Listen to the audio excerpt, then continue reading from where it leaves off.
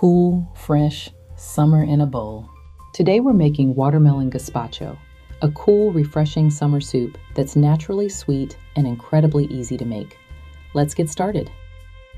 Gather fresh summer produce and a few simple ingredients to make this cool, refreshing gazpacho. Blend the watermelon, cucumber, tomato, basil, garlic, olive oil, and lime juice until smooth, leaving just enough texture for a fresh homemade finish.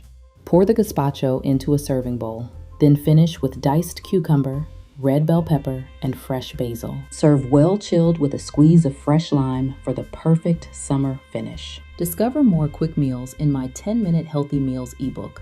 The link is in the pinned comment. Fresh watermelon, crisp vegetables, and bright citrus come together in one refreshing summer bowl. Join Yum's Kitchen for free and get exclusive member extras. The links for today's recipe and to join Yum's Kitchen are in the pinned comment. See you next time.